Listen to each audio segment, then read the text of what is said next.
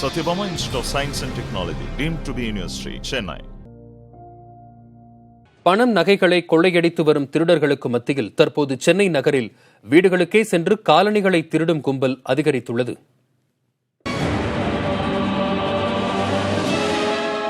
தனது வீட்டிற்கு வருவது போல இயல்பாக வரும் இந்த நபர் திருடன் என்றால் நம்ப முடிகிறதா? அதுவும் அவர் திருடிச் சென்றது பணமோ நகையோ என நினைத்தால் அதுதான் இல்லை.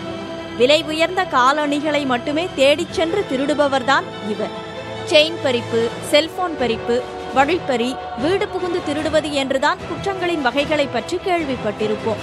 ஆனால் விலை உயர்ந்த காலணிகளை குறிவைத்து திருடும் கும்பல் பற்றிய புகார் சமீபத்தில் சென்னை நகரில் புதிதாக முளைத்துள்ளது. அட, காலணிகளையும் விட்டு வைக்க மாட்டீங்களா என்கிற ரேஞ்சில் இந்த காலணி திருடு போகும் புகார்கள் அதிகரித்து வருகின்றன.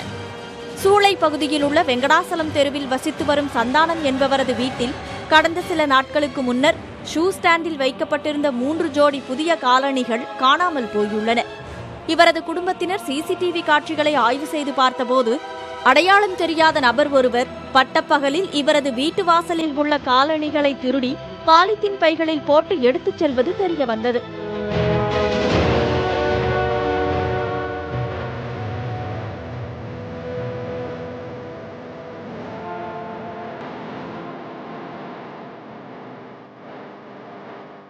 சந்தானத்தின் வீட்டில் காலணி திருடு போவது இது முதல் முறை அல்ல. ஏற்கனவே 2 முறை இவரது வீட்டில் இதே போல திருட்டு நடந்ததால் அது தொடர்பாக பெரியமேடு காவல்துறையில் சந்தானம் புகார் அளித்துள்ளார். கடந்த 2 மாதங்களில் பெரியமேட்டில் உள்ள வீடுகளிலும் அடுக்குமாடி குடியிருப்புகளிலும் தொடர்ச்சியாக காலணிகளை திருடிச் செல்லும் சம்பவம் நடைபெற்று வருவதாக சந்தானம் கூறுகிறார். செகண்ட் ஃப்ளோரில் எங்களுடைய புது ஷூ, அதாவது இது 3rd டைம் என்னுடைய ஷூ போகிறது. என்னுடைய மகள் ஷூவும் 2 பேருதுமே அங்கே பார்த்தீங்கன்னா கிட்டத்தட்ட ஒரு 5 ஷூ கிட்ட இருக்குது. 5 ஷூவில் புது ஷூ மட்டும் கொண்டு போயிட்டார் அவர். இதை நாங்கள் ஃபுட்டேஜ் கேமரா வீட்டில் வச்சுக்கிறோம். செக் பண்ணி பார்த்த பிறகு பையன் வந்துட்டு போகிறான்.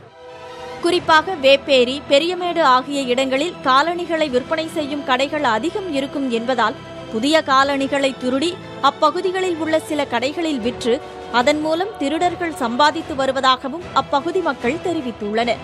நகை, பணம் திருட்டு குறித்து விசாரிக்கும் காவல்துறையினருக்கு காலணிகளை திருடும் கும்பலை பிடிப்பது தற்போது சவாலானதாகவே மாறியுள்ளது.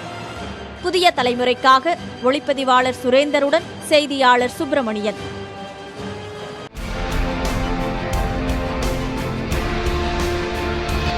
Satyabama Institute of Science and Technology, deemed to be University, Chennai.